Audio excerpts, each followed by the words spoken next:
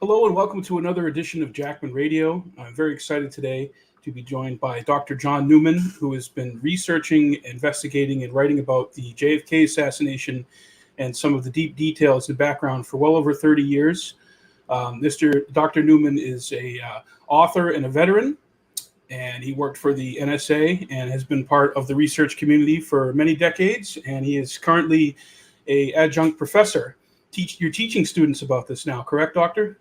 Yes, at James Madison University. Excellent. All right. Well, he's granted us some time today, so we're going to get right into it. A lot of the times with the Kennedy assassination, and we kind of talked about this kind of not off the record, but kind of as when we were doing background, we like to focus on what happened on the day itself, November the 22nd, 1963, in Dealey Plaza. And there's a lot of minutia to get caught up in there, but kind of what your specialty is kind of going back, like even to the 1950s, to focus on intelligence agencies and the hierarchy and what that looks like. So why don't we kind of go into it from there, where you like to kind of start when getting up into Oswald and into the mole hunt and into looking at what was actually going on and what's the real background in the assassination. Yeah, I think it's really difficult to spend your entire life looking at the Dealey Plaza without understanding why and who was really behind it and how they got away with it. It's one thing to say, okay, the bullet went here and somebody was shooting over there, but that doesn't tell you anything about the assassination per se, other than forensics. If that's all you care about, you're missing the whole boat here. This isn't just the JFK administration. This is the Cold War. And it has everything to do with that. But so let me start by saying that a lot of the JFK research community, such as we call ourselves, most people don't understand the hierarchies that exist in these big countries, whether they're democratic or socialist or communist. It doesn't really matter. There's a political hierarchy at the top. And along with the political hierarchy is a military hierarchy. Underneath of those are spy services. And some people have an idea that a spy service can dictate everything, and they can't do that. Now, so when you have, a transition in the United States from, say, Eisenhower to Kennedy, if Kennedy decides not to replace everybody in the CIA and the Pentagon, then that's on him. I mean, he can elect to do either way. He has that power. Now, if the president's afraid to do that, that's another thing. But so in a Cold War, why do we use the word cold if it's a war? And the answer is because the political and military hierarchies are not shooting bullets and bombs at each other. The spy services are the natural extension of the high-level military, I should say the other way around, political military hierarchies. So in a Cold War, the spy services are doing the fighting. And it's very complicated. Very difficult to understand. We're talking about espionage and counterespionage and mostly lying. And so even though we have 6 million pages of paper that were released in 2017, 2018, that doesn't tell us whether all those pieces of paper are true or false. So we get into another problem of understanding provenance, authenticity, and multiple independent attestation, which is something I want to get to as well in our talk today. But the point is that spy services were doing most of that's where the action was. And so because of that, it's extremely important for these spy services to penetrate each other. And that's the name of the game. And there's a lot of misdirection and lies that are going on. So you have to be very careful of what you believe and what you don't believe. when you're studying, if you are. Most people who call themselves researchers don't even do research. They don't read all these documents. They read each other's books. And that leads to a little bit of a problem because I guess they're hoping and praying that in some of these books there's some research, but there's precious little. Been going around for a long time. And you actually put your hands on over 1 million documents yourself, right, Dr. Newman? You've actually read and gone through at least 1 million documents, right, in the last 30 years? There's about 6 million pages, but I think that I've seen 60-70% of it, and it's taken a long time to do that. And that's another thing. We've got new records coming out now in dribs and drabs, small amounts, and people are very quick to judge that, and because they haven't read very much at all of the 2017 2018 releases, and so how can you understand the new stuff if you don't look at the huge base that we've had all this time? So that's another problem, which I call why we're so far behind. And here we are, 2023, and we know very little about this case other than people arguing about this and that bullet and so on, and they get nowhere. I don't want to be too deprecating, but I do have a term I call the Dealey Plaza water cooler, and it's stacked up deep there. Everybody's there, and they argue all the time about mustard in the library with the wrench, or in the kitchen with the spoon or whatever, and that's all. That's all there is. And right. Of course, that's not true. So what we have to understand, first and foremost, if we want to understand the Kennedy assassination, we have to understand the connections of these administrations and the Cold War context that was going on between East and West. And the spy services are very interesting because they do penetrate each other. They do break each other's cryptonyms. And penetration is the name of the game. Now, I just wrote a book, my most recent book. The title is Uncovering Popov's Mole. It's volume 4 in my series on the Kennedy presidency and assassination, and it changed everything. We're working, my research staff. I got several good people: Alan Dale, Heather Fear, Jay Harvey, are 3 that have been with me for years.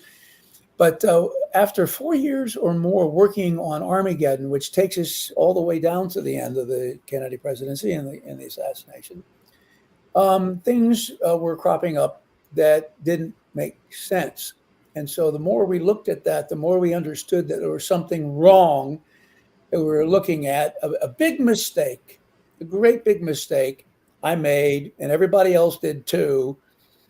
And it starts with Oswald's, defection, false defection to the Soviet Union in 1959. And that caused a mole hunt, a hunt for a mole. Now, there's a little bit of background to that. At the very least, Popov, Pyotr Popov, which is the title of my book, he was a defector from the GRU. This is the Soviet, it's part of the KGB, but it's their military intelligence, the GRU. And he was a GRU officer, and in 1952-53 is when he defected to our side and was telling us all kinds of great stuff. But he was completely insecure, had a mistress on the side, even though he was married, was taking insane risks to give his information to his case officer in the CIA, George Gieswalter. So they let him, the KGB let him just do what he wanted to do, because they knew that the longer they watched him, the more they would find out that they could actually arrest him with and not uncover the true sources of the information. The main one of which was a high echelon mole, KGB mole, in the CIA. Popov told us this in April 1958. Now, a lot of people knew about that mole beforehand, especially Khrushchev did, because it was a high echelon penetration of the other side. And you don't use a high echelon penetration unless you absolutely have to, because you're risking losing your eyes and ears at the highest level in the spy service you're fighting against. And so you wait for a war or something that is terribly important to actually activate a high echelon spy that you've recruited. Now, this high echelon spy, nobody knew the name of all this time. And I figured it out finally, 70 years later, 2 years after he died. This mole died in the 80s. But before I tell you his name, now let me just tell you where he worked. And this is the reason why thinking that the mole hunt was being conducted by James Angleton. Everybody knows this name, James Jesus Angleton, the head of counterintelligence. We all used to think that he was hunting the mole, but he wasn't the mole hunter. Not at all. He wasn't. The mole hunt was something that takes place in the Office of Security, a very high-level staff organization that can push people around inside the CIA, and nobody can. In fact, it's the only part of the CIA that is not investigated because they investigate everybody else. Anyway, within the security office, there are 6 staffs. And one of those staffs has the name, the security, because it's security office, security research staff is the name of that part of the security office.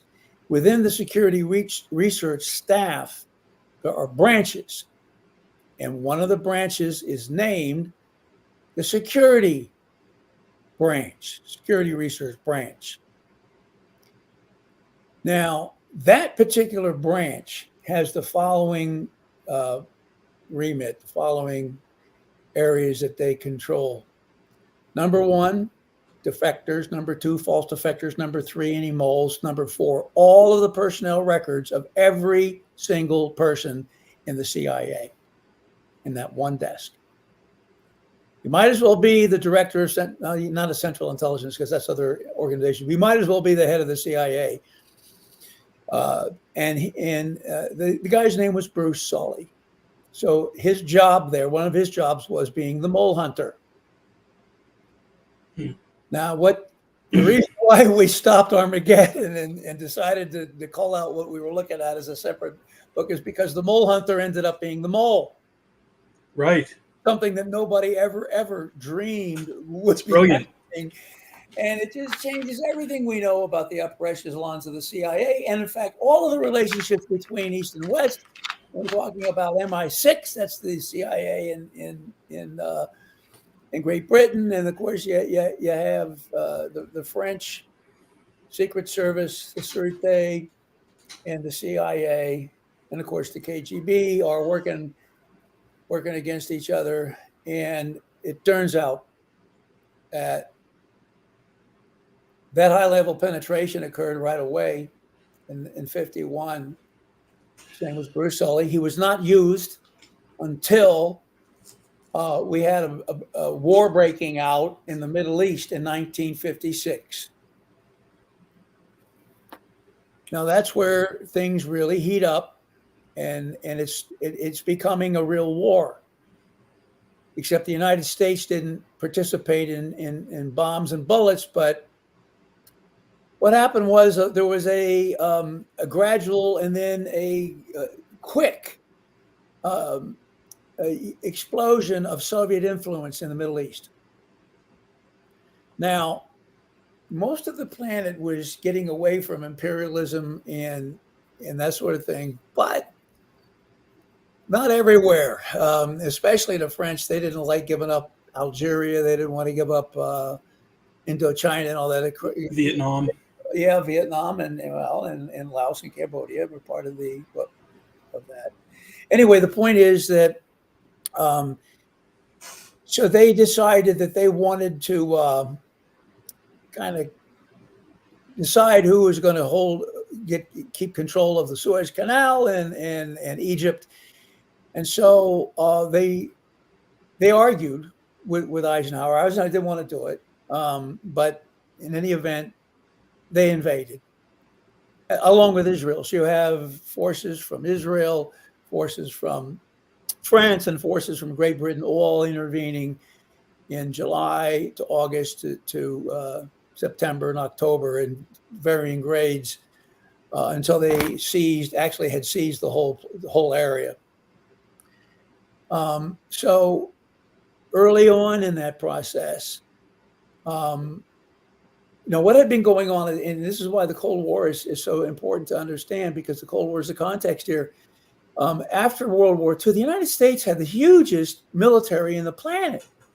We control the whole planet, but it was way too much to keep in play all the time because it was several million ground forces, not even talking about airplanes and aircraft carriers and all that stuff. So they were decommissioning a large amount of the American military forces after the war. And by the time we get to the Eisenhower's years in the 50s, he's still continuing to do that. And he's a, venerated 5-star military general, but somebody who understood that it was time for peace and time for the economy. And so he was continuing this decommissioning of our forces at this time when this crisis erupts. And what he hoped to do was to avoid having to pay for new divisions and armies and all the great big areas that these bases that you have to have in the United States and pay for all that stuff. He just thought if we could make some more nuclear weapons, that would be, and it's much cheaper to have nuclear bombs as the deterrent than the largest ground force in the world. So that's what he wanted to do, and he did do it. But his problem was, what would happen if the Soviet Union decided to invade with all their forces? That was a line he couldn't let be crossed, and so he needed to understand what Khrushchev's intentions were. What we're looking at now is, in this Cold War between East and West, you have two political leaders, Khrushchev and Eisenhower, facing off against each other here in this thing. Now, neither side wants to use bombs and bullets. For one thing, Khrushchev on his side was lying about having ICBMs. He didn't. It didn't work very well. That first SS6 didn't, and so he had decided not to produce it. Other than they had one or two first ones that didn't work, they couldn't hit their targets in the Far East. So he was going to go to a second generation one, but that he didn't tell anybody about that. He pretended that he had them, so he was lying. We didn't find out the truth about that until just before the Kennedy administration. But anyway, so Khrushchev was very wary because he knew he was on thin ice there, and so Eisenhower wanted to know. Now, ever since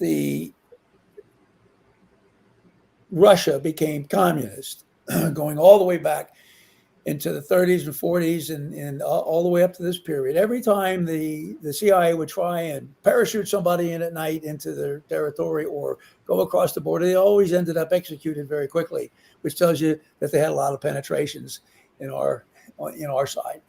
There's only one way that Eisenhower was able to figure out what was going on. There was a brand new CIA platform called the U-2. And it flew at 52,000 feet, which was too high for the Soviet Union to shoot it down with any accuracy. They could see it up there.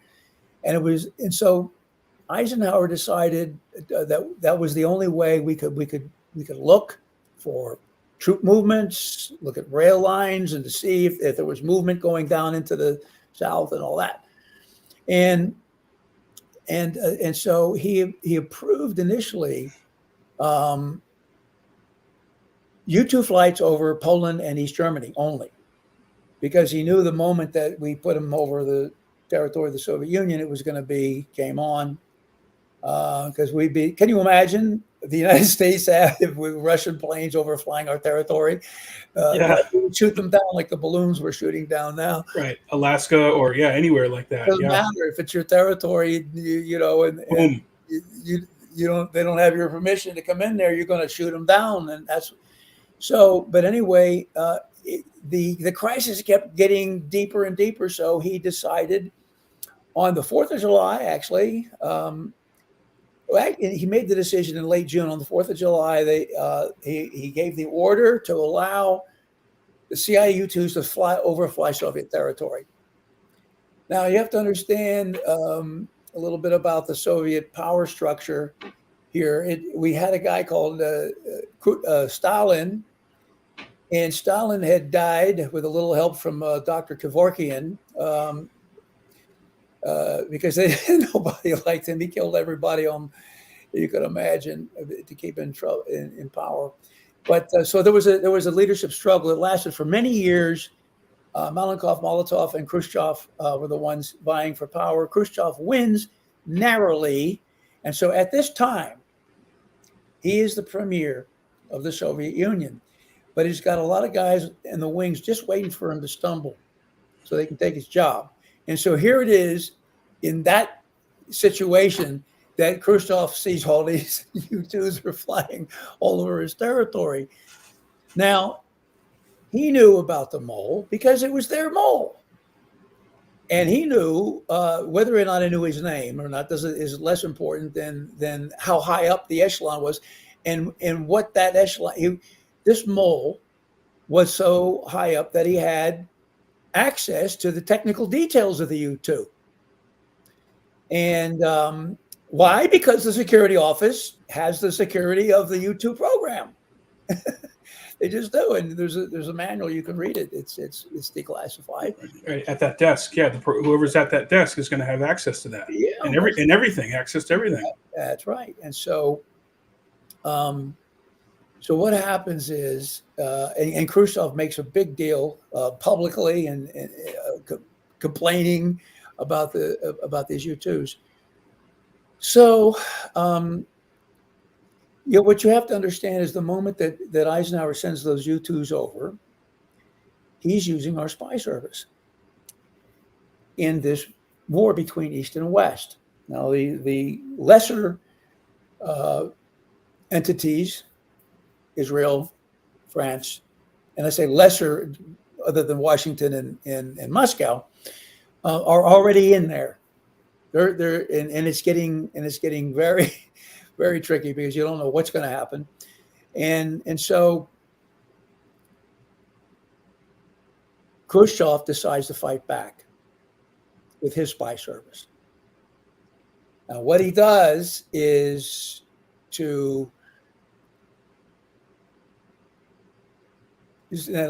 before I tell you what he does, I want to save time. I want to discuss how you communicate with a high echelon mole. Now, low echelon moles are a dime a dozen, and a lot of them are just thrown away to the other side on purpose to do things. Right. They're cut. Yeah, they cut them loose. Yeah, and the poor guy who was used doesn't like that. And his life gets miserable. Anyway, high echelon moles, like I said, are untouchable unless the political hierarchy decides, okay, we've got to do this. And so Khrushchev decides that they need to talk to this mole of theirs who has the tech details of the U-2. He wants to shoot him down. Now, the mole happens to be on the other side of the earth. Now, you can't send encrypted messages to each other because both sides break those encryption easily. They're not, maybe not easily, but they certainly have many times. So that is not a way to do that. Now, there's another thing called secret writing. I don't know if you've ever heard of secret writing, but yeah, there's a lot of secret writing that's been going on. But that can be intercepted too. There's only one way that you can activate your top guy, your top penetration securely, face to face, in a safe place where nobody can see and hear what you're doing. Right. That means either he's got to come all the way to Moscow or they got to go all the way over there. God. You have to travel. That is the key. And that's why, in the end, when I got Bruce Olley's travel records, it was game, set, and match. We get that later. But that's the problem. So Khrushchev orders one of his top guys. Kondratyev was the top KGB guy. He was the counterpart to like Pete Bagley. These were the sharpest guys in both camps for counterintelligence and espionage and that kind of stuff. Anyway, he orders his guy. His name was Vladislav Kovshok, and the reason he picked him, besides being so smart and competent, his job also factored into this story. And this isn't a story that's in any other books because people don't read documents, unfortunately. But anyway, I'll just keep going on with it here for a minute. So his job is, Kovshok is head of the KGB operation against the United States Embassy in Moscow. That's what he's been doing for years. He knows every American inside of that embassy. And of course, they're always trying to compromise them, very easy to do. And the State Department knew that. And so the State Department had made a rule that we would never put a CIA guy in an embassy over there because it would be so easy to lose all your secrets. Well, the CIA didn't like that. So eventually they decided they would secretly do it behind the ambassador's back. And so they picked a guy who was already over there. His name was Edward Ellis Smith, who was doing economic stuff, and brought him back and schooled him in espionage and all those things. And he was made the first CIA station in Moscow, a one-man operation. Now, so as this thing starts on the horizon, starts coming in the spring of 1956, they get a beautiful present. Kovshok, who is, like I said, his job is to work against that embassy. He sees this guy, Ellis Smith. He knows he's married. His wife's been at home all this time.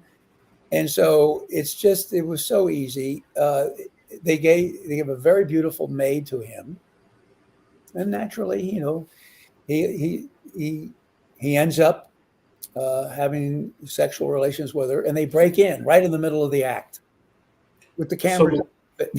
So the Soviets planted this maid into his residence in D.C. or Washington. No, in the embassy in Moscow. Oh, I'm sorry, in Moscow. Okay, but it's the American embassy in Moscow. Well, you'll see why they need a guy there to do what they're going to do, because he's being ordered to go all the way over to the United States with two other guys. Right. So can you imagine? This is a hell of a story. It is the most ballsy operation the KGB ever did overseas, ever. It was to send 3 Russians. They had to get their passports and all that stuff and airline tickets separately and fly different times and all that, and then meet together on the other side with Bruce Olley. But they have to find safe houses and so what are they going to look like? They're going to look like 3 Russians walking around looking for safe houses. They need somebody else to find those things, and they need it's cartoonish. You can't have a Russian spy, especially a top one, under a pseudonym walking around the streets of Washington, D.C. You can't do that. You need an American. So Kovshok looks at this guy and realizes he's very weak, and he recruits him the old way, with the sex trap. And so they call it the honeypot. And this guy, Ellis Smith, is really scared. He's really scared. And Kovshok says to him, look, it's okay. You're going to have the greatest life you've ever imagined. We're going to take care of you.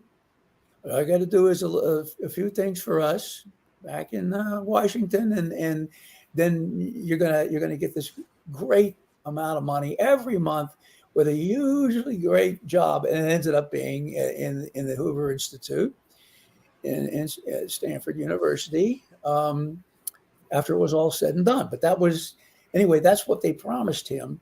And he had to lie the plan called for him to confess to the ambassador Bolin, so which he does.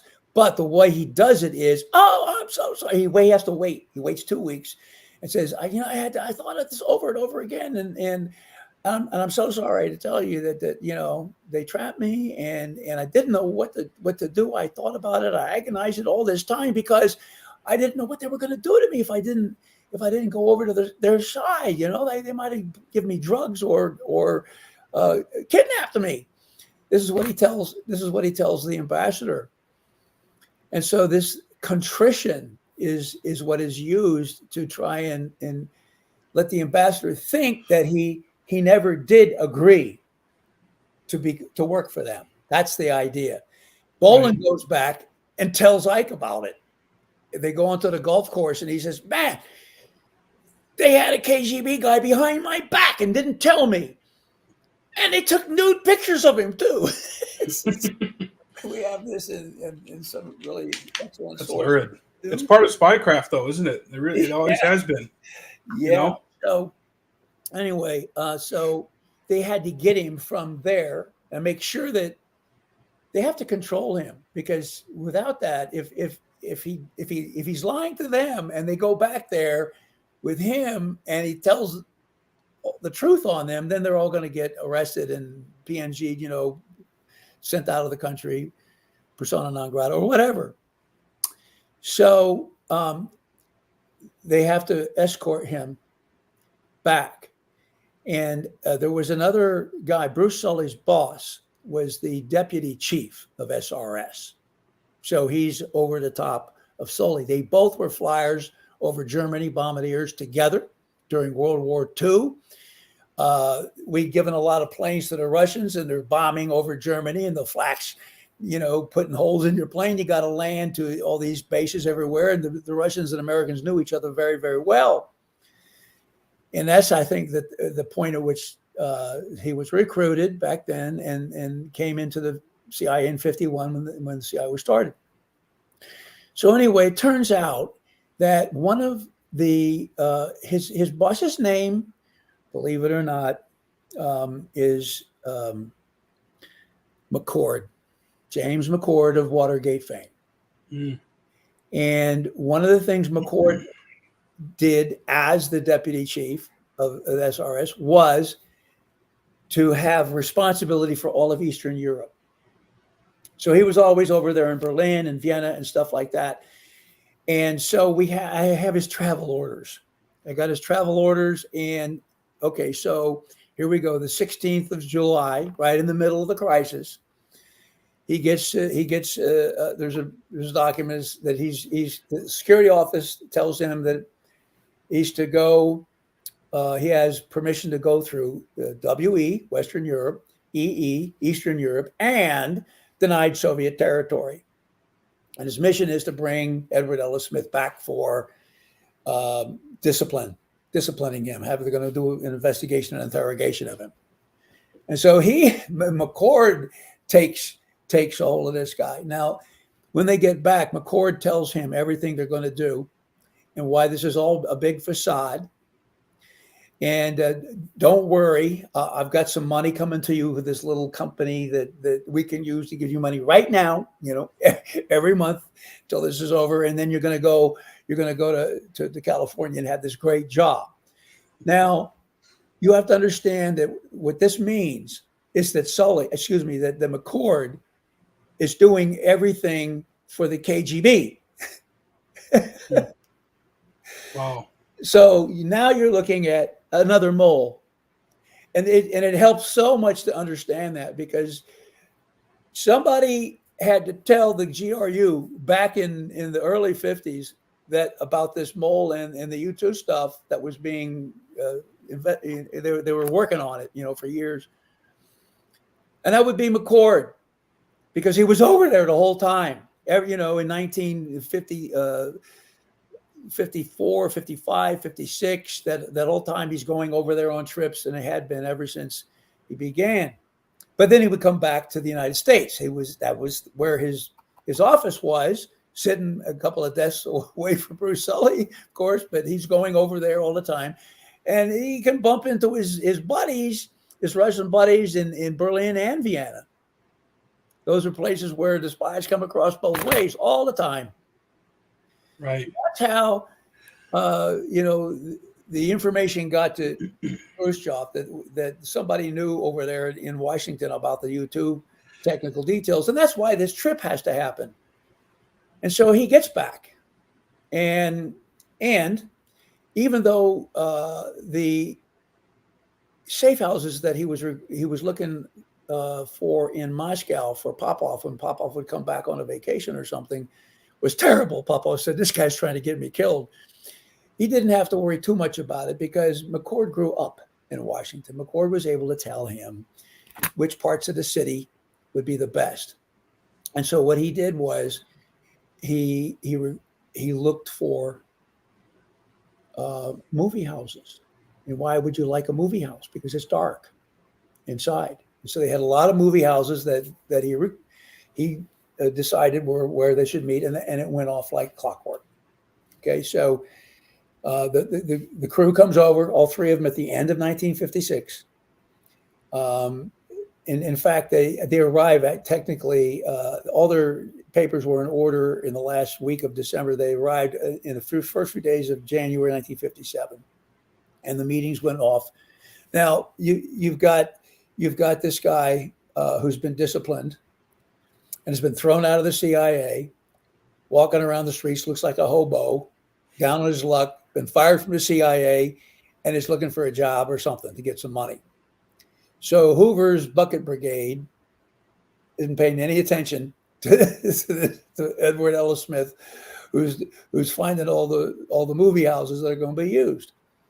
Anyway, that all went well. And the other thing that Khrushchev wanted, besides the tech details of the U-2, he wanted Popov's head after all these years. And they were very close to arresting him because he had made so many mistakes. And they just needed to do some more research on that in Vienna and in Berlin, that's where Popov had been stationed. And so Bruce Sully was the one who had to go, because you can't send a Russian over there to go to the CIA station in Berlin or the CIA station in Vienna and ask questions. But if you're from the security office, you can go there, and William Harvey, who's in the Berlin one, he knows who he is, but you can't ask, why did you ask that question? They can't do that because those guys can say whatever they want. So he goes over there and he comes back with the goods, and they have three reasons to arrest Popov, and Khrushchev goes back in October of 57 to give all the information to the head of the KGB and on to Khrushchev. And so at that point, when Khrushchev, they had the goods, he fires the head of the GRU finally, because the GRU is the ones who dropped the ball. And Sirov was his name. And then they order Popov to be sent back so he could be arrested and executed. So he meets his case officer just before then, in April of 58. And so Kieswalter tells him they can see it coming. They know that he's going to be arrested if he doesn't go over to the United States. And Popov says, "No, I'm staying. I'm not going to. My family's in Russia, and I'm not going to do that." And so the very next meeting they had was the very last one, and that's when Popov told Kieswalter what he'd known for years, that there was a high echelon mole in the CIA that had access to the Tech 2 details. And that's when the mole hunt starts. Why? Because Kieswalter tells his boss head of the Soviet Russia division, and he tells his boss, who's going to be James Angleton, head of counterintelligence, and James Angleton is going to tell his daddy, whose name by this time is Bruce Sully. It used to be Kim Philby. That's another part of the book. But anyway, right. So that's how Sully knows there's got to be a mole hunt. Right. They know that they're on to the fact that there's a mole. Right. And so what he does, arranges for all the paperwork on Oswald. They want Oswald to go over there and plop him down in Moscow so that it's going to light up like a Christmas tree. Oswald's going to go over there and talk to the walls inside the consul's office about, I want to give all my radar secrets to the Soviet Union. And so just to touch on that for a sec. So obviously before Oswald went to the Soviet Union, he was at Sugi in Japan, and that's where he would have had the access to that information. Is that where he would have gotten it, or I'm glad you asked the question. I want to connect that. I need to flesh out a little bit about why you would even want Oswald over there, and that's. So let me slow down and just work on that part, on that little piece for a moment. Look, the whole context of this thing was the U-2. That's what started the spy wars between these two things. And so what they needed was somebody associated with the U-2 program to go over there and cause all the other parts of the United States to talk about it to each other and send it, to all over the CIA and to the normal distribution. So the problem with that is that most of the people, this is a CIA program, the U-2. I mean, that means the flyers, the engineers, everybody. These guys, some of them have PhDs. They're all very well educated. There's this one guy though at Atsugi. Now Atsugi is where the flying, what they're looking at. The U-2s there are looking at the impact areas in Kazakhstan to see what the ICBMs can do. Anyway, it doesn't matter. He's got the grease pencil. He's involved, but he's a high school dropout. He doesn't know very much. He loves playing spy. His favorite TV show was I Led Three Lives. So he's the guy that was, as they used to call him inside the CIA, a useful idiot who just couldn't wait to take this job to go over there. So he goes over there and he does this. So that's why Oswald is used and picked, because he's got that connection to the U-2. And what's going to happen is he's going to, in front of the consul, he's going to make a comment, which is espionage, which is, I'm going to give up my radar secrets to the Soviet Union. And that's what he was supposed to do. And of course, he's immediately given. They decide there that he is at the espionage level, and that's what they're going to use him for. That's what he's interrogated by people right away. Not a whole lot of college. He was sorry? At that school, right? At the Soviet school? That's later. Now I'm talking about it in Moscow still. He's not sent to Minsk yet. Okay. Wait, So this is that. He's a high echelon KGB interrogators are masquerading as Red Cross or other civilian type organizations. So right away, but because he was so unstable, they thought right away about using him, turning him and sending him back to the United States, but decided that probably wasn't a good idea because Oswald was a funny guy. I don't want to waste any more time on that, but that's why Oswald was actually used and sent over there. It has to do with the U-2 program. And what happens is, and why this was so brilliant of Sully to do this is because before Oswald went there, he had to do this before. He has the power. The Office of Security has the power to tell the Office of Mail Logistics and the Records Integration Division to send any incoming documents from, the State Department, the FBI, and Navy, because Oswald's a Marine. And they light up like a Christmas tree, and all these things come over to the CIA from all these places, but they don't. The standard distribution is to send those things to the Soviet Russia Division and let's see, Marine Corps G2 and the Security Office in the State Department would be where you send them. None of them went any of those places because Sully had ordered the Office of Mail Logistics and Records Integration Division to send them to him.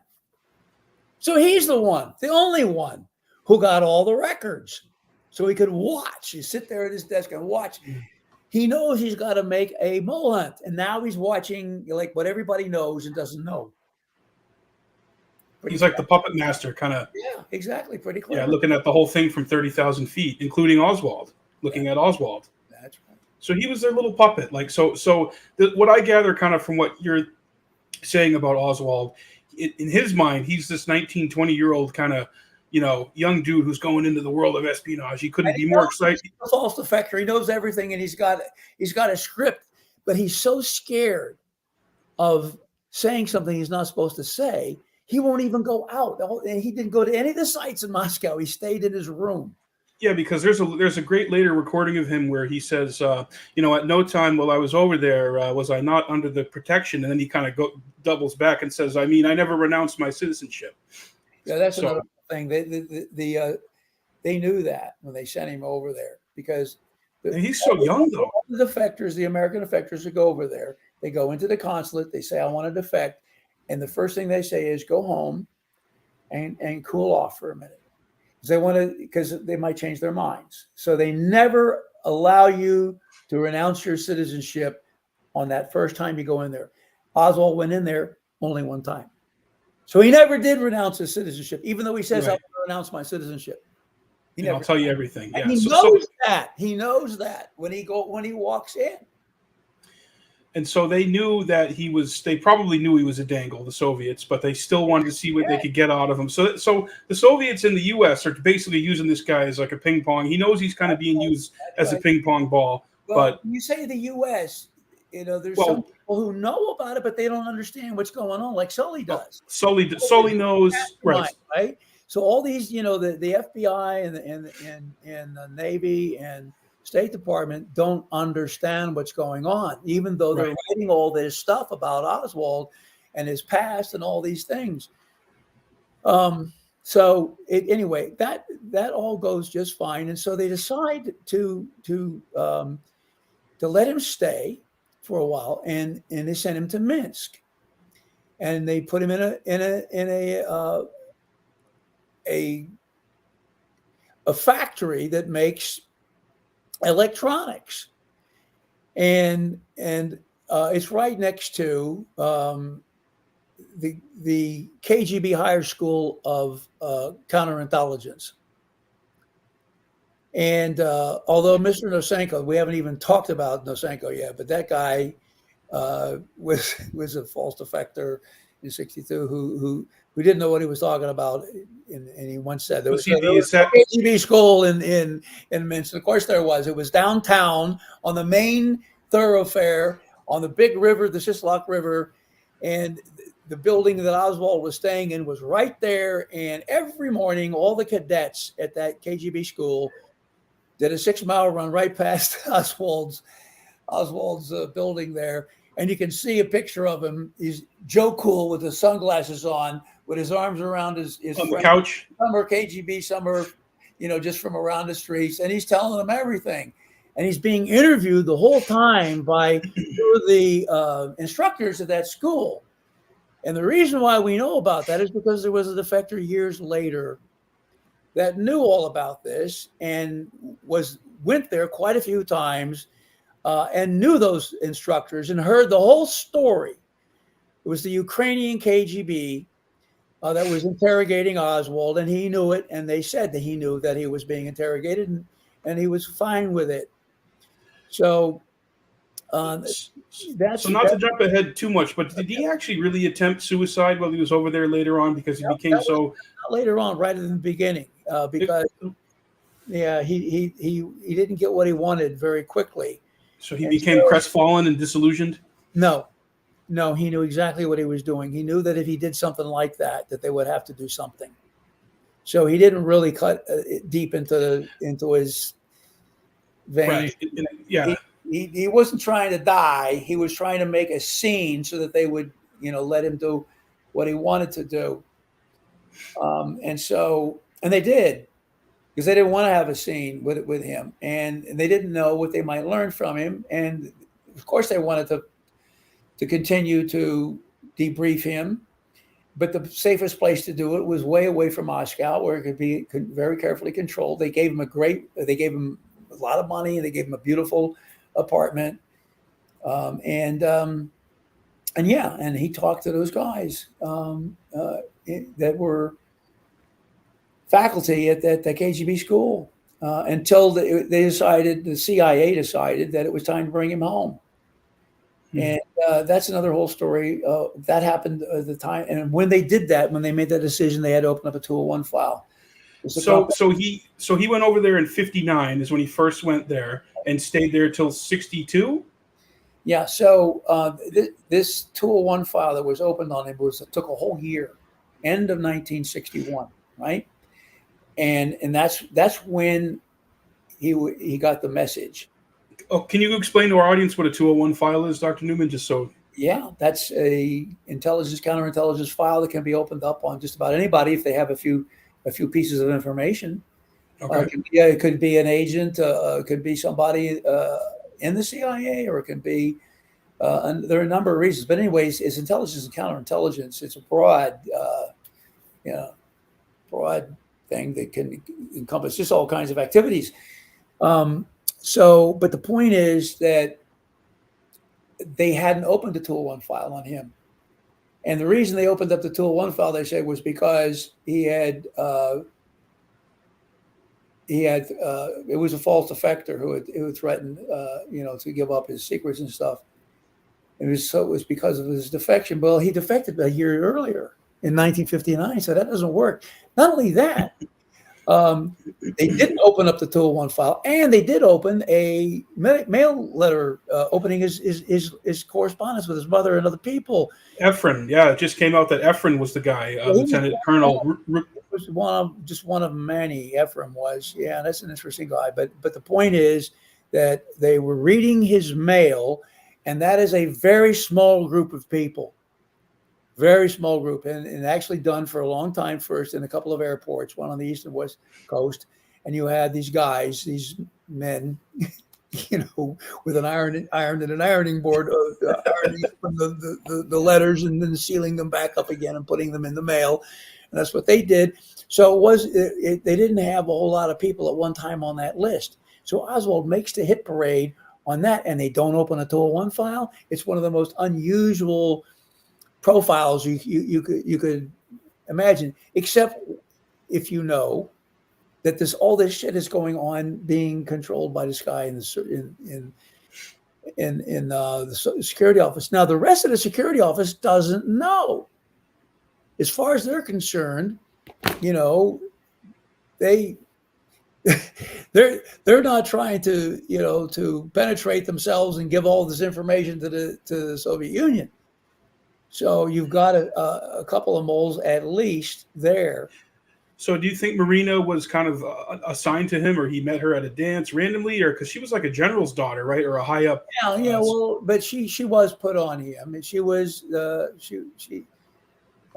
she was a prostitute of a certain sort. That they called her what did they call her?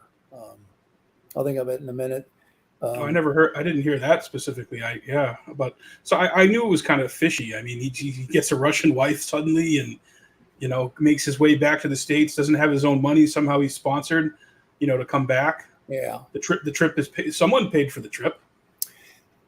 So she's used, and what they wanted to do was to have her become an informant when she got to the United States, and she told him to fuck off when she got back to the United States. She just Wow. wanted to use Oswald to get out of there. So I wish I could remember the name that they use for. It's not Red Sparrow, is it? No, it's something made up. It'll come to me.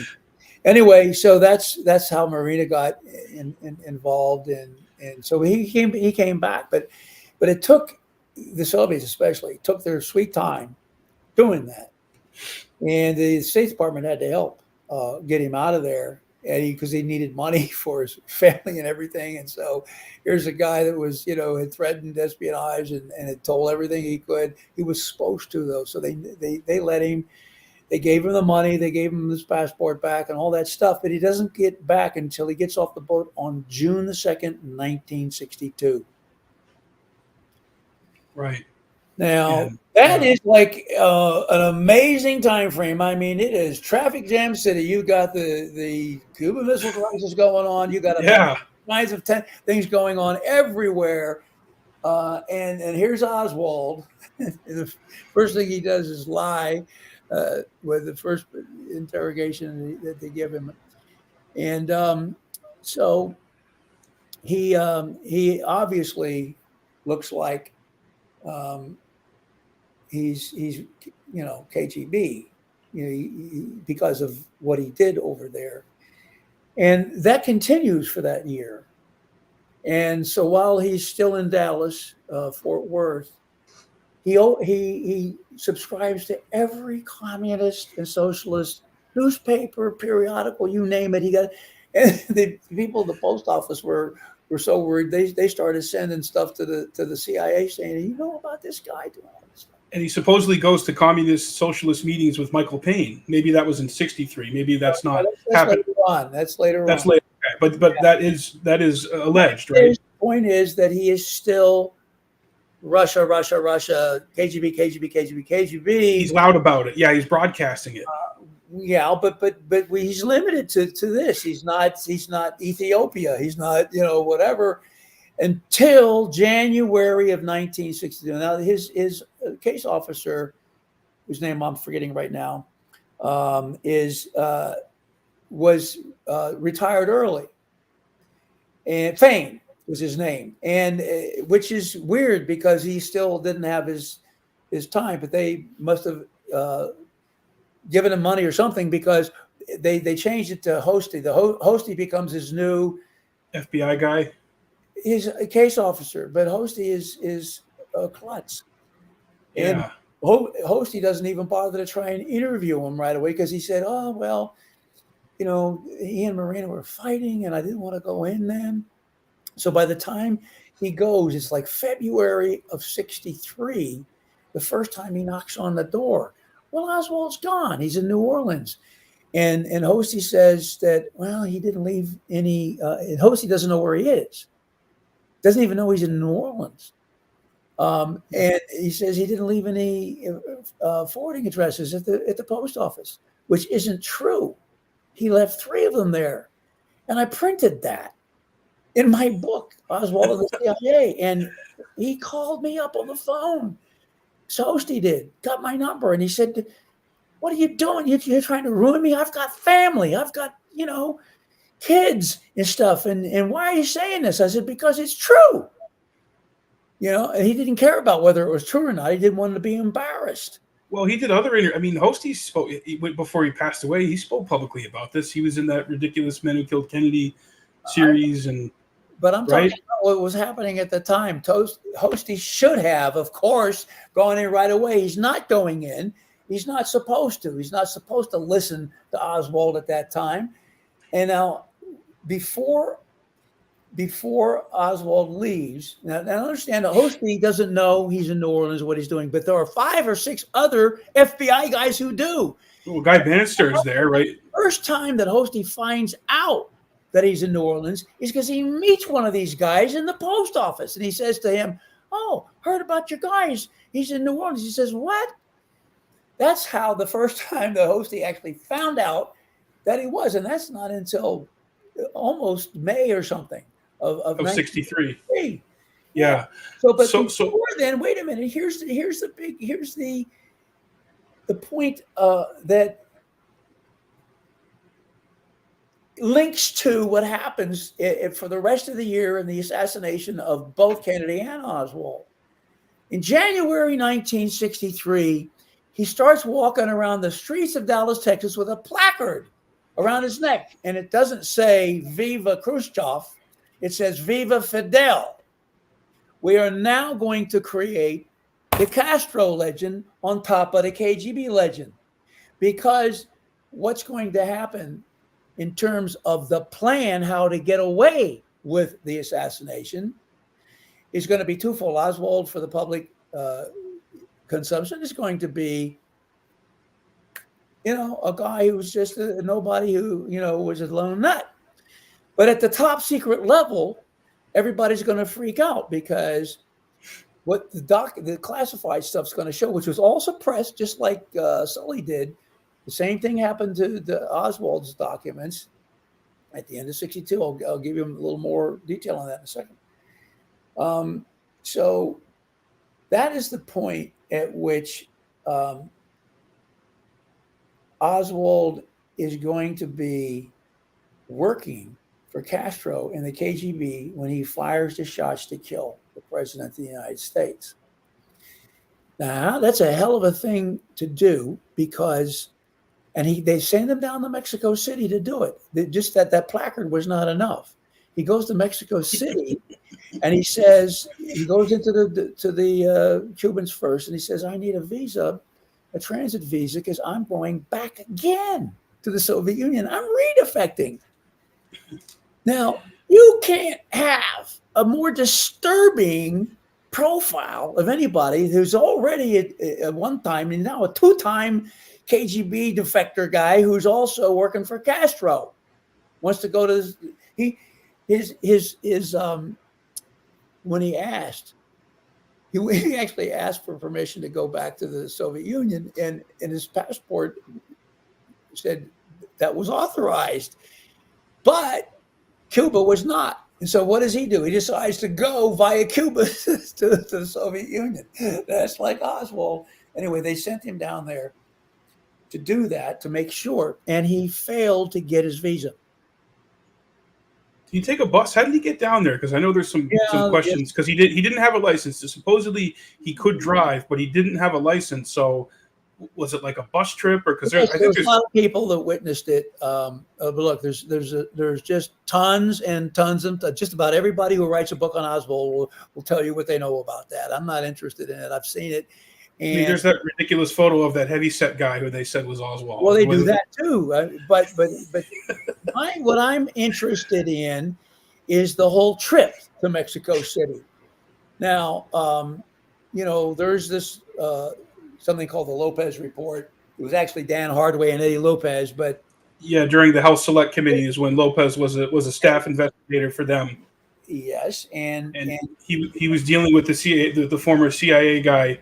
Why is his name is George Joannides, who they didn't know at the time was involved with these groups. The point is that they learned that there was somebody who was impersonating Oswald, but they didn't understand why. Now, I came to be, and the Lopez Report was not even made public until 2017. Right. I wrote my book, Oswald and the CIA, in 1995. And I came to that conclusion for another reason. It wasn't because I had classified stuff. I had declassified stuff that told me that Oswald had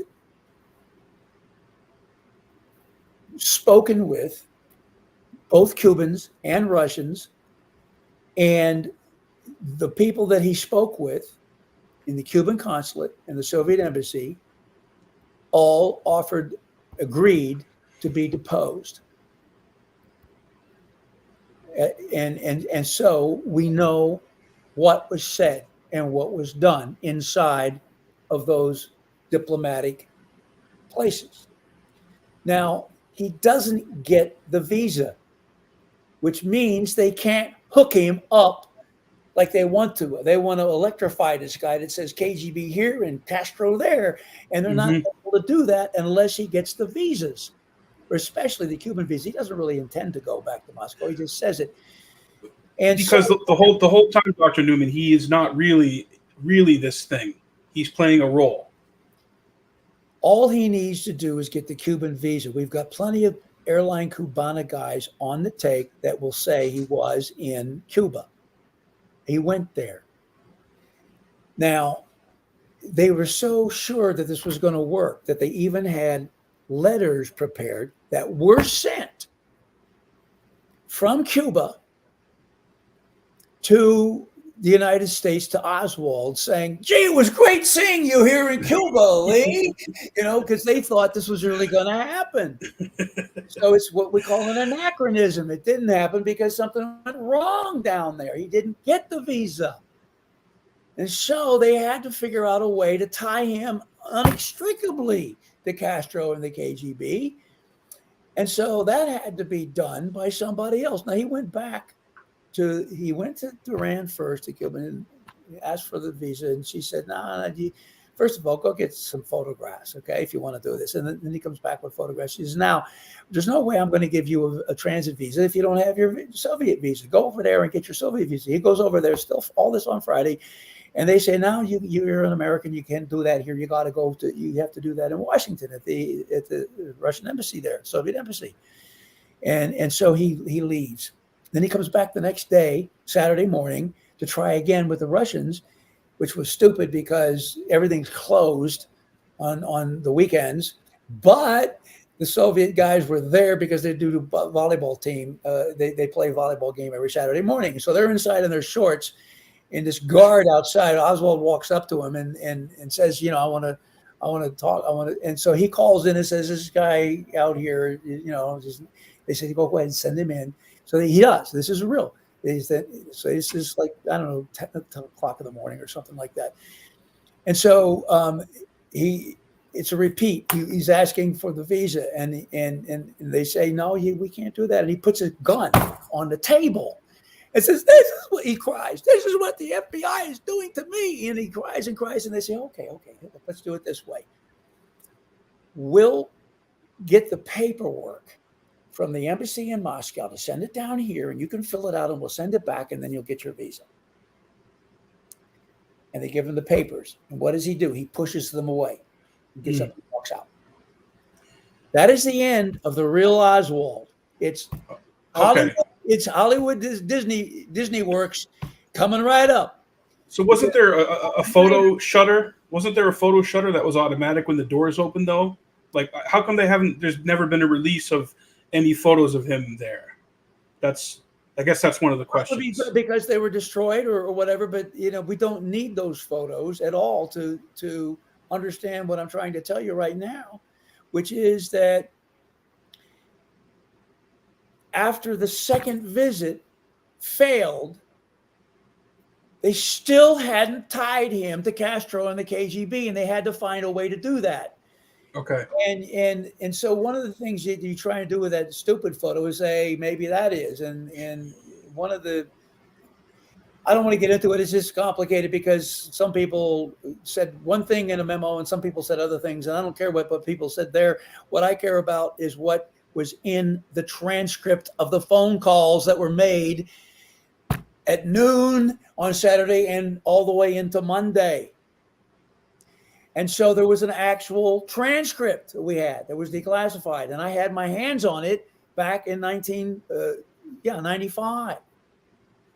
And so I compared the transcripts of what Oswald actually said, and then I looked at the transcripts of the phone calls, and guess what? The guy making the phone calls has no idea what happened inside those Cuban consulate and Soviet embassy. He didn't know what happened. Therefore, he can't be Oswald. Now, we've had a lot of people, 90% or more maybe, who talk about, put this thing in a binary manner. It's either Oswald or it's an Oswald imposter. No, Oswald was there and he failed. So an imposter had to finish the job to hook him up to Castro and the KGB, which is what happens in those 3 or 4 phone calls that happened after the last real visit. That's how I knew. But I was much younger then. I had hair on my head, and 1995, I was only 35 or whatever, 40 years old. It was a hell of a call I had to make. Peter Scott was actually staying with me for a few weeks in my upstairs, and we worked on things together.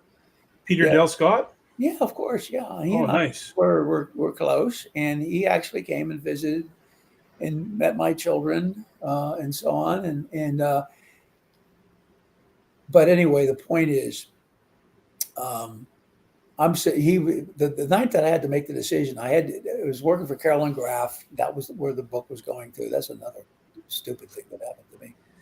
They stole my money. But anyway, that night they were due the rest of what I had, and I had to make a decision on what to do about these phone calls and all this stuff. And I said, it's got to be that Oswald is there and there's an imposter too at the same time on the phone doing all that stuff.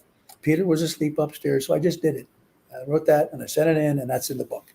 Well, it turns out years later when I read the Danny and Eddie's, they came to the same conclusion. But they had a lot more classified stuff than I had at the time, but they really didn't get that lash up I just gave you of where it's all this way, which is true, and then all of a sudden comes the false stuff, and they're different people because the guy on the phone doesn't know what this guy did inside of there. So that's important to understand that if you want to know what's going on here. But here's the other thing. Remember what Sully did with the records? It happens again. Look, this guy, in order to establish his Castro bona fides, goes through a huge nut roll in New Orleans for months. I mean, he goes and to the DRE and offers to give them a Marine Corps manual, and would you like some money too, by the way? And they tell him to, fuck off. So they smell a rat. Yeah. The next day with these posters for Castro, and they get into a fist fight right there on the street, and they're arrested, and they go to the courthouse, and the judge is there, ask these Cubans, how do you plead? They say not guilty. He says, Mr. Oswald, how do you plead? I'm guilty. Yeah. So they put him in jail, and as soon as he's in his prison in there, he says, I want to talk to some people in the FBI. So he brings the FBI in. Oh, boy, that sends Hoover through the friggin' roof. You can't have all kinds of, this crazy stuff happening. Hoover doesn't want anything to be wrong, because if anything's wrong, it means he missed it. And so he doesn't care how many bad things happen in America. And a lot of bad things. He knew about Pearl Harbor before it happened and didn't say anything. That's another thing about Hoover. That's going to be in my King Hoover book coming up. But so Oswald's in New Orleans. What happens is that J. Edgar Hoover decides he doesn't like this. That's why I know he's not in on this whole thing. He doesn't like what they're doing down there. And so what he decides to do is write it up in letterhead memoranda. There's 2 or 3 of them. And he zings them into the front door of the CIA to say, okay, I know what the hell's going on here. Here. Now, when Oswald is down in Mexico City, Win Scott, who is head of the CIA station down there, has to ask to tell headquarters, we got a guy down here. We don't even know who he is. His name's Lee Harvey Oswald. Do you know who he is? Now, at headquarters CIA, there is a desk that is responsible for communicating with Win Scott down there in the CIA station.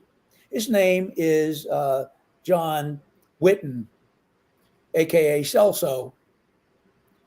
And so they give him the information, and he looks at it. It's the 201 file.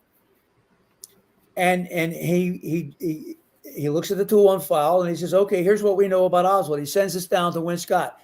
Last we've heard of them, headquarters hasn't heard anything about Oswald since May 62. Right. Oops. There's a whole bunch of people in the CIA that knew exactly what was going on in there, except for the guy who has to write this.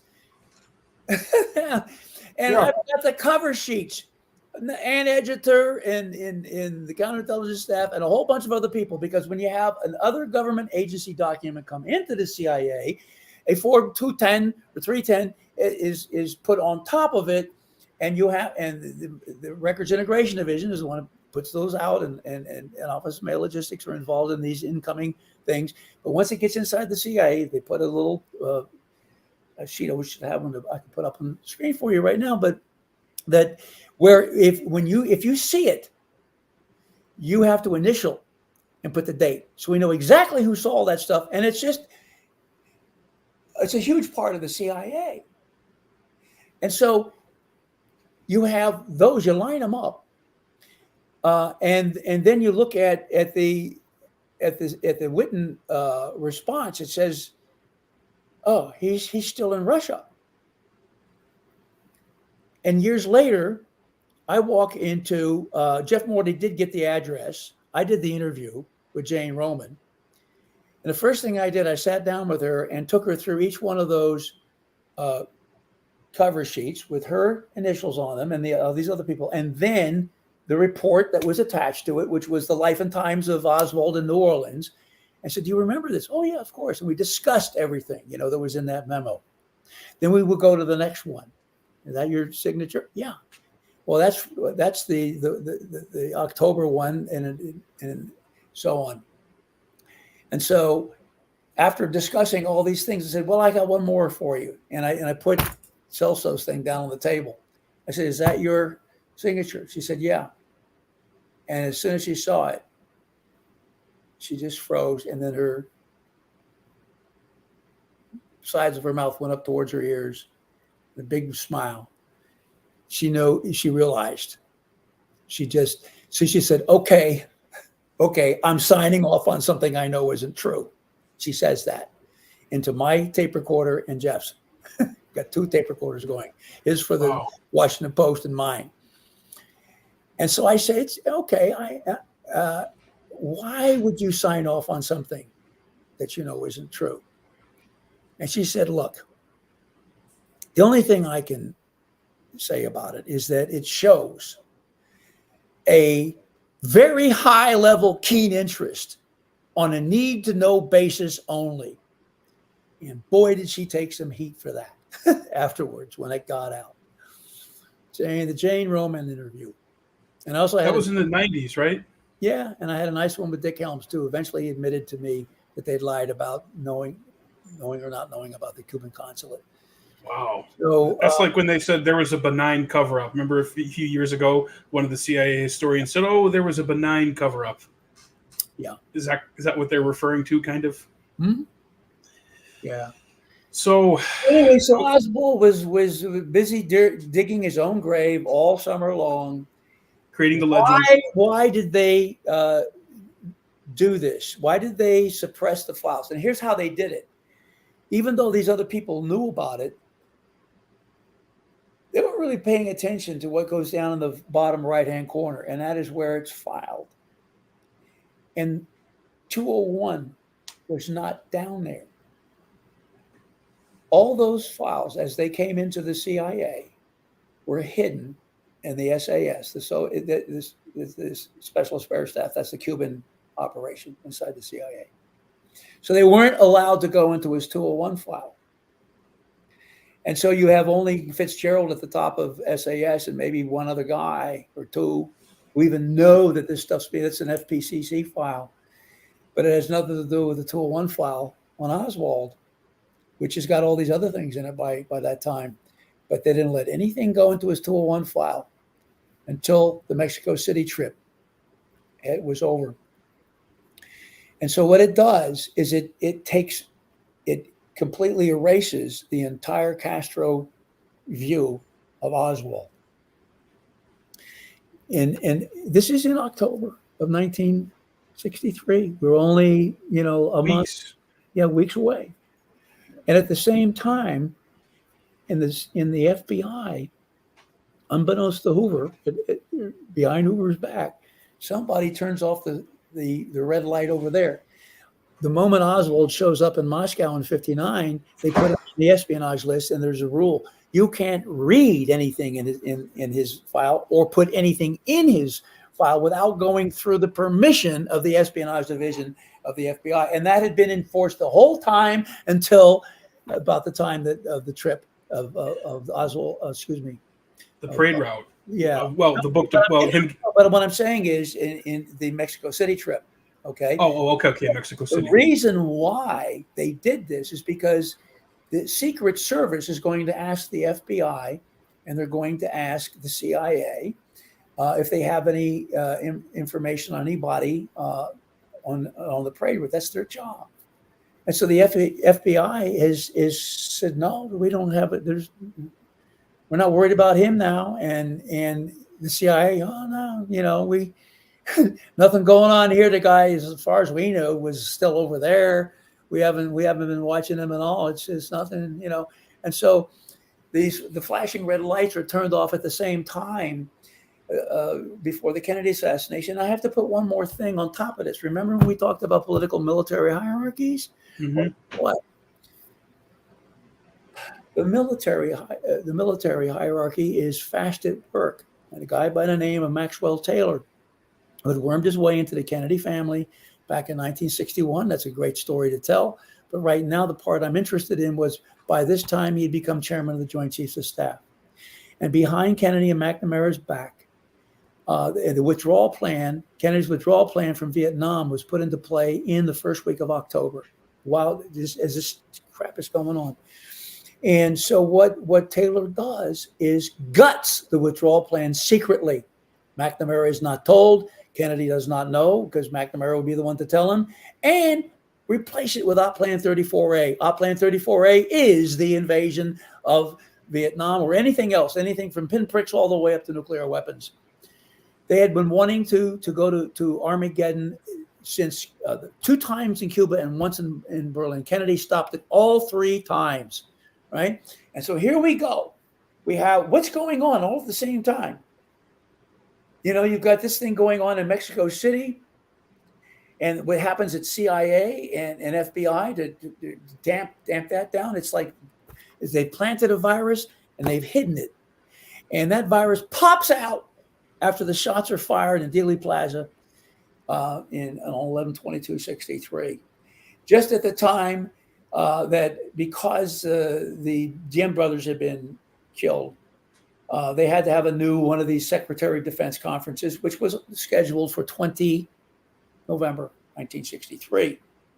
And the main briefer, of course, is Maxwell Taylor. And now he says, yes, now we thought that we were winning the war, but it turns out we weren't. And we didn't know about that, but we know now.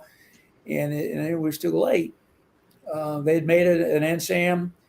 MSAM 263 was the one in 2 October where Kennedy initiates the withdrawal plan, a certain number to be pulled out in 63, which he wasn't going to do because he was afraid of losing votes. It was going to be all in 65, but it turns out that some things had happened, a lot of things had happened in 63 that it made him come out and tell what he really needed to do and put it in concrete. One was the withdrawal from Vietnam. 2 was détente with the Soviet Union, American University commencement speech on 10 June 1963. And then the very next night on TV, going out and finally saying, we've really been remiss with civil rights.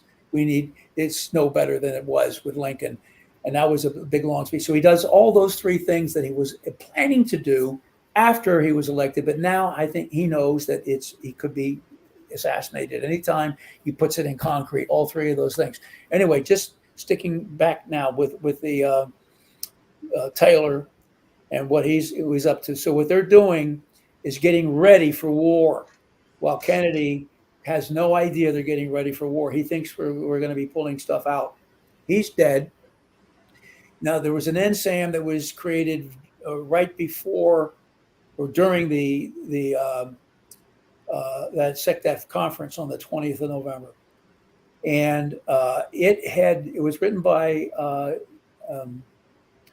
the National Security Director George Bundy. George Bundy. He wrote that, and he why, even though I know he was a hawk, I believe he was loyal to Kennedy, because the way he wrote that NSAM paragraph 7 was very, very specific. We're only going to increase intensity of the war effort using South Vietnamese forces. It was right there in black and white. So Kennedy is shot. His body is still laying in the rotunda, laying in state. And there's a new NSAM, a version of NSAM 273. And I had a copy of it, and I saw there were a lot of happies to glads, but there was paragraph 7 was changed. 2 big slash marks were through it. I got a hold of McGeorge Bundy and I said, hey, I need to talk to you about the stuff that you did, down in Honolulu, over in Honolulu. And he said, I don't remember being there. And I said, oh, yes, sir. You've got a lot of documents there. He said, would you please send them to me? And I said, of course. And I did. And he got hold of me right away. He said, yep, that's me. I remember doing that now. A whole lot of people that were in the administration had a real bad time mentally when Kennedy was killed, at least for a couple of days. And so I asked him, I said, well, and so what he was doing was he was taking that NSAM around, the draft that he had made that said everything should just be South Vietnamese forces. And he was taking it all around Washington to have people in these agencies make their comments and all that. And most of them, like I said, were happy to glads. But here's paragraph 7. I say, well, who told you to put those 2 slash marks through paragraph 7? He said, LBJ did. Mm. So that's a big deal that I wrote about in JFK in Vietnam, which was suppressed for 4 years until the Galbraith family interceded to get me into it. But anyway, we have this confluence of things that happened in October, November 1963, all of them at the same time. So you can't talk about Dealey Plaza this or Dealey Plaza that. You can't talk about just Oswald did this here. They all happened together at the same time. All these things. These are really big, like earth-shattering, like events that all happened at this time. Coordinated. Yes, they were coordinated by people who knew what they were doing, and it doesn't take that many people. Now, so the idea wasn't born then. The idea was born after the Bay of Pigs, and they were doing the. That's how Taylor got in. He was summer of '61. Yeah, because he had been advocating a flexible response. So if you go into a war, you don't have to use nuclear weapons all the time. And Kennedy thought that was pretty cool. Uncertain Trumpet was the book he wrote. He resigned from the military. Kennedy brought him back as an advisor to look at the Bay of Pigs thing. Anyway, at that time, there was a PSYOP briefing given to President Kennedy. Now, PSYOP stands for Single Integrated Operational Plan for Warfare, nuclear warfare. That's what a PSYOP is. And it's briefed to the president for the next fiscal year. So if you're briefing the president in 1960, you're talking about fiscal year starting in 61. And so Eisenhower had one. And I'll spare the details of all that. He was absolutely astounded at how terrible it would have been. It's because it called for a spasmodic, complete use of all of our stuff at once, to take out Russia and China and a few other countries. It's insane. It is. It's not Oppenheimer and Einstein, who are physicists who know what's going to happen to the Earth if you. 3 warheads on each target everywhere, too. I mean, it's incredibly insane, which they found out later, which is why the JCS destroyed all their documents in 1978. From 1965 all the way up to 78, it's gone. There's nothing left. Mm. But anyway, the point is that there was a PSYOP briefing just at the end of that investigation of the Bay of Pigs. And so General Lemaitre was there. He had also been in the Eisenhower administration. He didn't resign. He ended up being the Joint Chiefs of Staff chairman at the very end of Ike's period, and still was. Kennedy didn't change anybody in the CIA or the military. Bad idea. He should have replaced them all. He didn't let them stay in place. Right. Just firing Dulles wasn't enough. Well, Dulles wasn't fired yet. He was going to fire him, but he was scared. He was scared to fire him. And so he was going to do them like one at a time, and nobody would really notice. It wouldn't look like it was a big purge. But the point is that there was a PSYOP briefed at that time.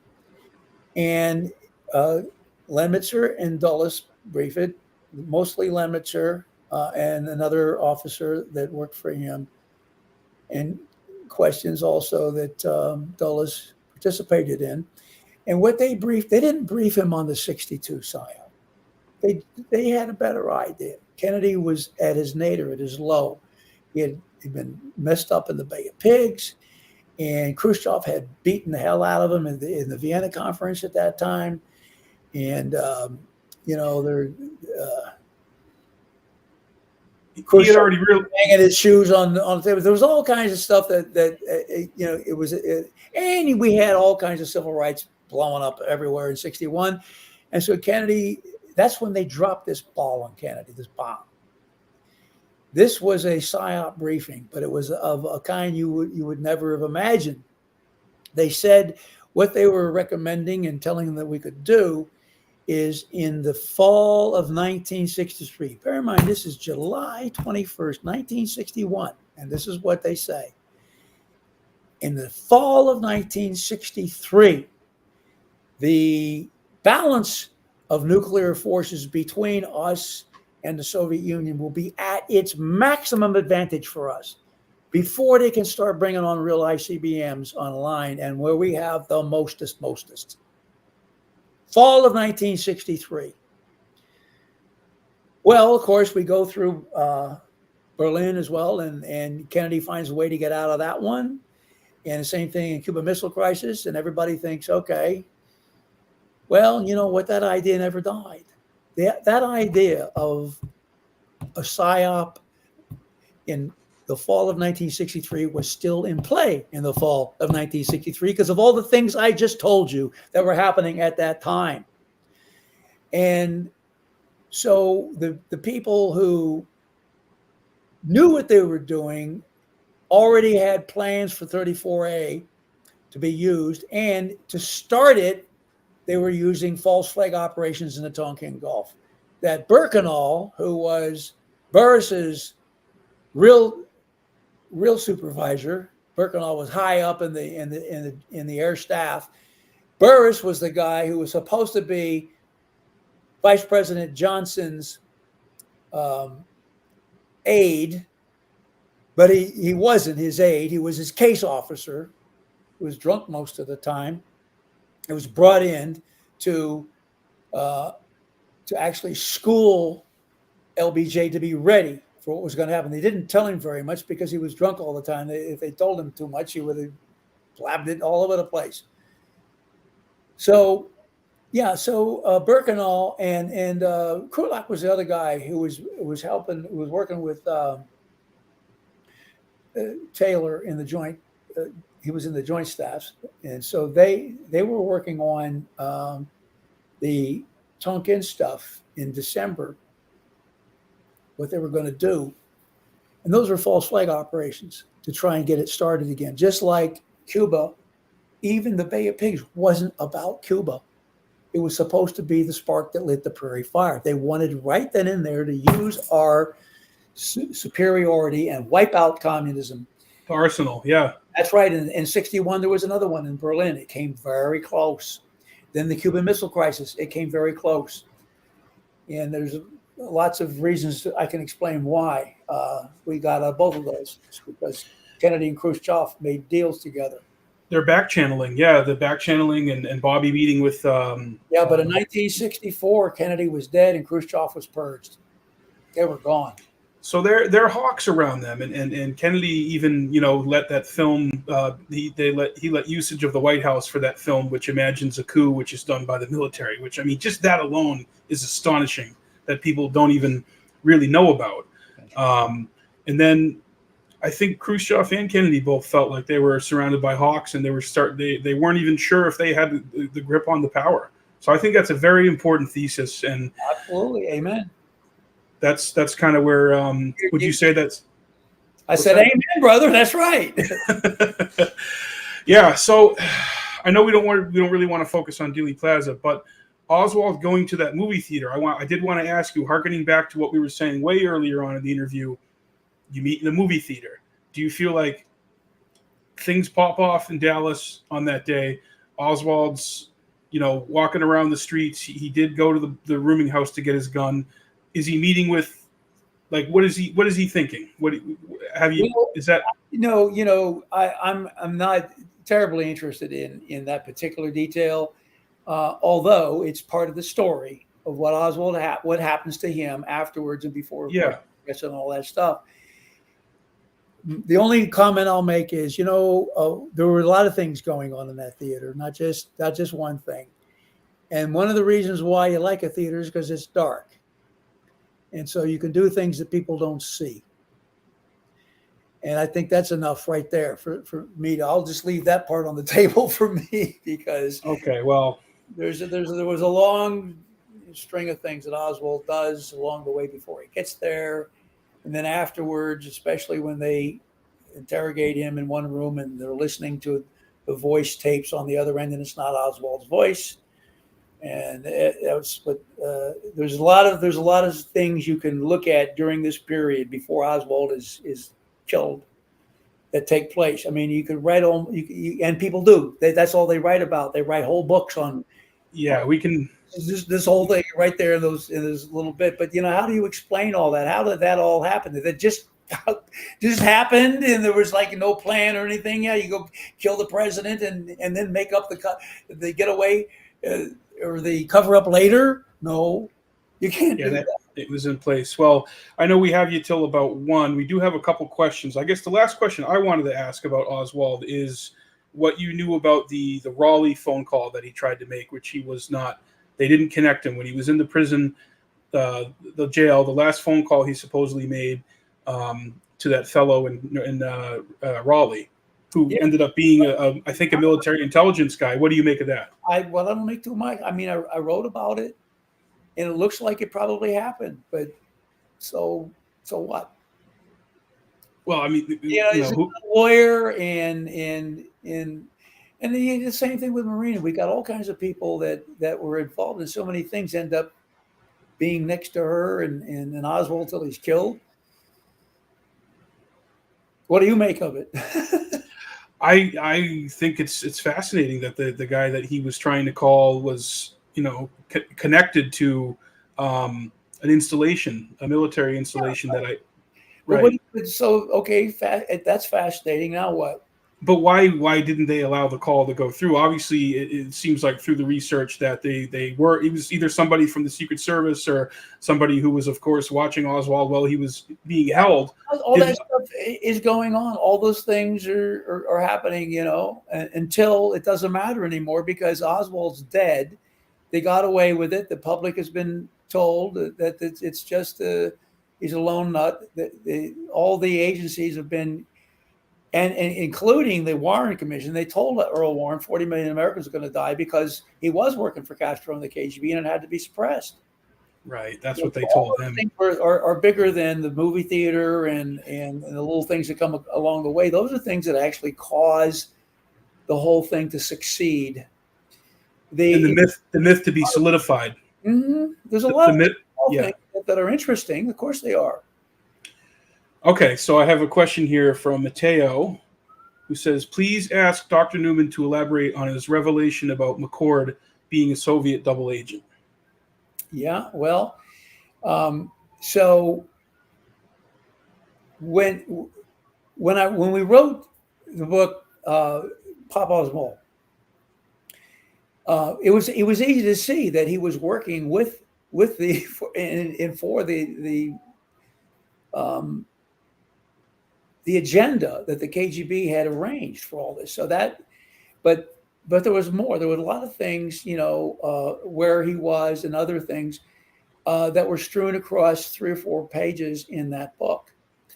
And we couldn't sit on it anymore. It felt like we were sitting on a nuclear weapon or a rocket that was getting ready to take off. So eventually we had to turn in the manuscript and do it. But that was one of the leads we hadn't followed completely, and so that's one of the things I've done recently in answer to the question that your person put there to me. So I've discovered a lot more about McCord and the things that he was up to at the time in Eastern Europe. It gives you a much a fuller view of how much time he was using over there. There are also some strange trips that he took up in a place in Upper New York that looked like it's creating concerning documents that they needed, and there are 8 or 9 things that are going to be in an updated version of this book when I get around to it. So McCord knew exactly what he was doing with Edward Ellis Smith, and so people were thinking, when they think of James McCord, they think about the Watergate. And I've looked at that. I've known some of the people, like John Dean was a good friend of mine because I did some work for him later on in his life, not back in the day. So, McCord's a guy that broke in. This is the Democratic National Committee, and they're all gone. There's nobody there. And they knew that the first night. So why'd he break in a second time, if not to get caught? Mm. And so if I'm right about my suspicions, and at this case, at this stage, I want to leave it at that, because I'm one of these people that has a methodology that says I need 2 and 3 independent sources to give me the same answer before I say certain. But I'm looking at a guy who apparently was working against the CIA back in this story we've told, right? Back in 1956 and 57. So what did his spots change? Mm. And so what I talk about here, and so the McCord story would be part of the way I would look at this, is something that I learned how to do in military intelligence. It was what I spent all my 21 years in the Army doing. And that is what we called the intelligence preparation of the battlefield, the IPB. Now, in military intelligence, this is done to predict the future.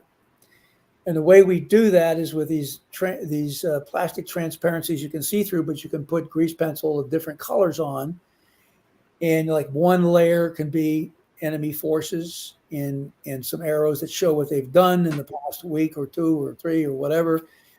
Friendly forces as another overlay. We call them overlays.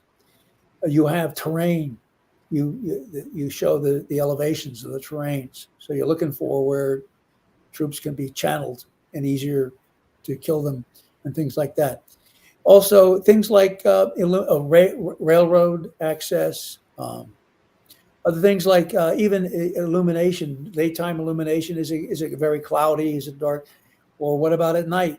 Is there moonlight? If there's moonlight and the skies are clear, you can read. You can just so there's a number of things that are laid over, and then that you have all that sitting right next to a sand table that has the the elevations and all that, and markers, little flags for where all the units are. And so the commander, so that's all put together by military intelligence. The commander walks in and makes a decision on their future, on what they're going to do with the war, or it depends whether it's an army or a division or whatever. The division commander does the same thing, and so on.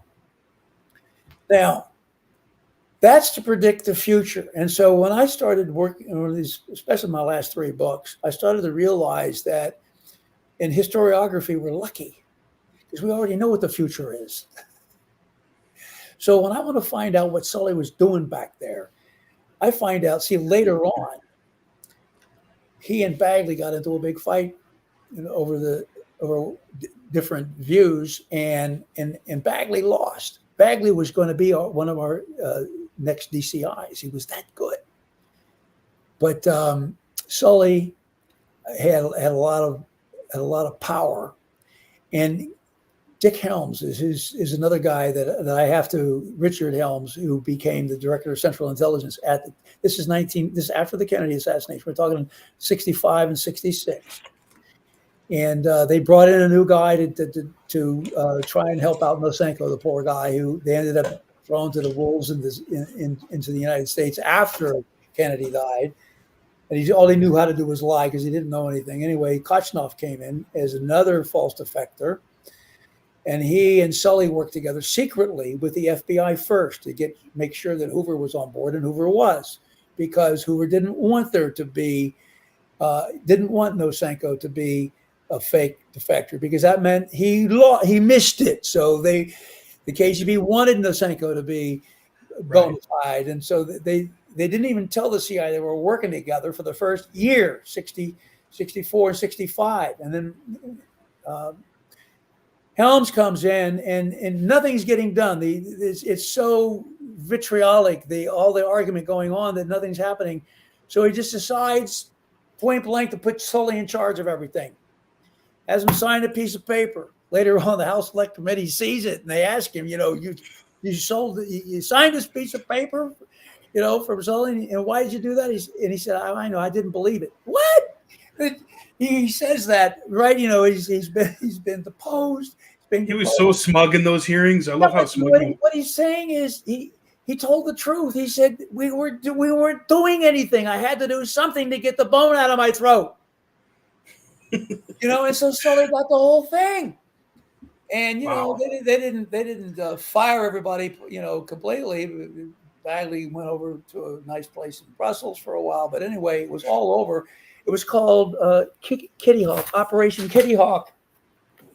And Sully was so comfortable that he openly accepted the KGB agenda, which was Nosenko is bona fide. Golitsyn, who gave us the information, which is why Nosenko had to go in the first place to try and stop it, to say that Golitsyn was not bona fide, which was the opposite of the truth. And by the way, that nice Navy defector that came over to the United States and told us all this stuff, let's use him in an operation to play him back for a while and find out some stuff, when actually what they wanted to do was just dump him over there and let him get killed as an example to any other KGB guys who had any thoughts about defecting. Those were the 3 points that the KGB was most interested in doing, and that's what Kochnov went there to do, and he and Sully pulled it off. So Sully was actually now not hiding himself anymore. So when I take a look that Sully is in 1965, with the blessing of the Director of Central Intelligence, is in fact using the KGB agenda, I can take that and lay that overlay back over 1956 and 57 and tell you, yeah, that's the same Sully. That's where his allegiances lie. So you can take the same idea of overlays and all the things that happen in a person's life, where they go to school, where they live, their travel, all kinds of things. Of course, you put all those layers over, and then you layer it through time, and you can understand what somebody did in the past. And so when we write a book like this and we put this thing together, we have to know how it turns out in order to be sure of ourselves when we start to say, hey, these things might be false back here. But getting Sully's travel records helped a whole lot. Wow. So one of the claims, that multiple administrations have said is, this could reveal methods, this could reveal sources. We're going to hang on to these files. So now we're looking at, after legally in 2017 by law, by an act of Congress, they should have been released under Trump. Didn't totally happen. Under Biden, still hasn't totally happened. We're looking at maybe 5,000 or so documents. Why do you think it is? 6 million pieces of paper that have already been released, I would add. Yes, and there has been a lot released, but my question is, why do you feel like there's still, like, what's on there? Like, I don't think there's going to be something spelled out that says, well, I've seen quite a bit of it, and I can tell you that some of this stuff has got redactions on it that wasn't redacted in 2017, 2018. Right. It's like pieces of a puzzle, and I feel like your background with cryptology, you're able to take these little pieces. Yeah, and I've been looking at them, and there's a few things I'm interested in, but I have to tell you that the main stuff is since 2017, 2018, and what I'm looking at here are just tweaks. There's, right. Retroactive classification. Found on the MLK, we haven't talked about that, and the stuff that I found on Minsk, and a lot of these other things that have been laying there open all this time. And why don't all these researchers know anything about it? Because they don't do research. They don't look at it. How in the hell can they interpret these new tidbits that are coming out now if they haven't done any work with all the stuff in the past? Well, Cabell's brother being, CIA informant going back to the 50s, that was pretty fascinating. That came out. I heard that and gave that to Who, What, Why, and they put that up there. And yeah, that's, Russ Baker. Yeah, Russ. Yeah, he's done some good work. So I'm aware of Cabell. He was one of the guys that was not one of our generals that was good. There, I just want to say something. I don't know how many people are listening now and who will listen to this podcast. There are good people in the CIA. Of course. The old guys were especially not the ones that were involved in bad stuff, but they didn't even believe that there was the assassination attempt on the mob plot. And when they found out, when it came out under it was the Goldwater Committee, they were flabbergasted. They were, my CIA, Yeah, well, a lot of the problems are the higher ups too, man. I mean, it's not apples float to the top, Yeah, I mean, Alfreda Bukowski in more recent years, Bloody Gina Haspel, the Brennan. I mean, there's a lot of ghouls who are at the top, and like all those people who who got together to. I know some great generals too, and of course is the guy that I love the most, and I knew him eventually. He came in to my military school I was in one day to be on the Hall of Fame. But anyway, it's like anything. There's mostly good people that are in these organizations that believe it, that would not lie, and that would be very disturbed. And Christian, every time Westmoreland wanted him to make a lie, he sent the same. He was the intelligence chief in MACV. He sent back every time. The Viet Cong is getting stronger and has and more determined than ever. And he put that in everything that went back. So that's why Westmoreland had to fire him, because he told the truth. Mm-hmm.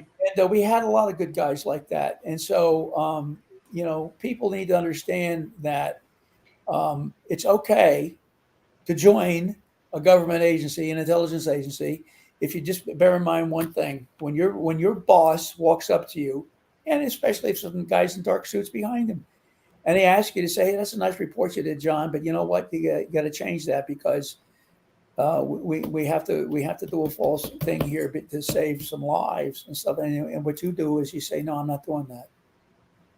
I'm not going to lie. Make sure it's documented. I'm just not going to lie." You can say that if you want and keep it secret or whatever, or tell it to everybody you want, but that's not what we do in intelligence. We don't lie to ourselves. We don't put up our documents. You do these, and you're doing this for the public. You're doing this to fool the American people into going to war, and that's not what we're supposed to do. We are a republic that is based on a knowledge of what's happening.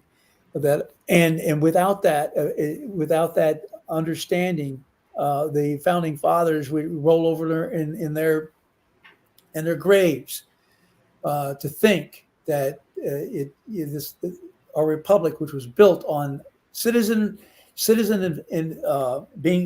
being informed, is no transparency. Yeah. Yeah. No, if we don't have that, we don't have a country anymore, I don't think. No. And the institutions need to be flushed out of that corruption. And I don't know how you do that. I mean, I'm supporting. Well, I have a lot of students in my classes that are contemplating these things, that change their mind once they find out a lot of this stuff after in juniors and seniors and going on in life, and they want to go into government services, and they want to do the right thing. I'm sending a lot of people in. I have over the years at James Madison, where I've been for a long time. That's great. And I know the FBI guys around here quite a lot because they do the background checks and they come talk to me. So I know a lot of who they are. But, so we one thing we don't want to do is tell our young people that you shouldn't try and serve and do the right thing. If that's what you would like to do, just don't go into covert operations and stuff if you're married with kids, because you don't want to be a double and triple agent and do all that stuff. But there's plenty you can do in intelligence work and so on. So, and there are good people that have been around. So, and there's good people in Russia too, in other countries. But everybody's bad if they're working in the political or military hierarchies, and it's not true. Right. And it's just like trying to demonize other countries, like they tried to do to Iraq during the lead up to the Iraq War. Iraq has to they're my enemies. I was like, no, the Iraqi people are not my enemies. And now they're back again. They got the whole Cold War 2.0 ramped up. We have to hate Russia, and I don't buy into that narrative either. So I think one of the big things and really important things about talking about this particular subject and all this stuff that happened 61, 62, 63 years ago is now here we are again faced with friction with the world's largest nuclear superpower. And if we don't talk this thing back and use diplomacy and try and stop this, we could very well come up to another situation like the Cuban Missile Crisis or worse. And that's my biggest fear as someone who I've only been around for 36 years, but I really feel like this is such a major thing, and we're getting to the point where we can't have any more off ramps, and that's terrifying to me. Yeah, it is to me too. Look, we had 3 brushes with Armageddon during the Kennedy years. 3 times we got out of it. But if Kennedy hadn't been there, you and I wouldn't be talking to each other today. And the person who put him across the line, you know who that was? Martin Luther King. 8 states switched from Republican to Democrat. And at that time, the closest election ever put him over the top. 1960. Yeah, you can read the first chapter in my book, Into the Storm. And it's all about the miracle at the ballot box that took place to put Kennedy in. So it's King and Kennedy and his brother that deserve. Bobby. Yeah, they kept us out of Vietnam, but more Vietnam, I should say. But anyway, it's a scary situation where. And then we have all these other things. And what are our children in school growing up into now? Because this is crazy. It's nuts. And you've got all this lying going on and wanting to tear up the Constitution going on. Look what's happening to our climate. These kids are growing up in their teens in things that in some ways were worse than we did. Other, maybe not. Some things were terrible when it looked like there was going to be nuclear war. Everybody was ducking under their chairs and all that. But still... It's what our young American men and women are being exposed to in their formative years is disturbing to me. Me too. And every generation has their challenges, Dr. Newman. But I really feel like at the end of the day, opposing the permanent warfare state is really the best way to stop that and try and revert our resources back to America. And education and knowledge is power. And we're coming up on about 2 hours. It's been a great honor talking to you. I really appreciate your time. To do so. Took my mind off all the stuff I got to do today. So it's been fun. Yeah. Yeah.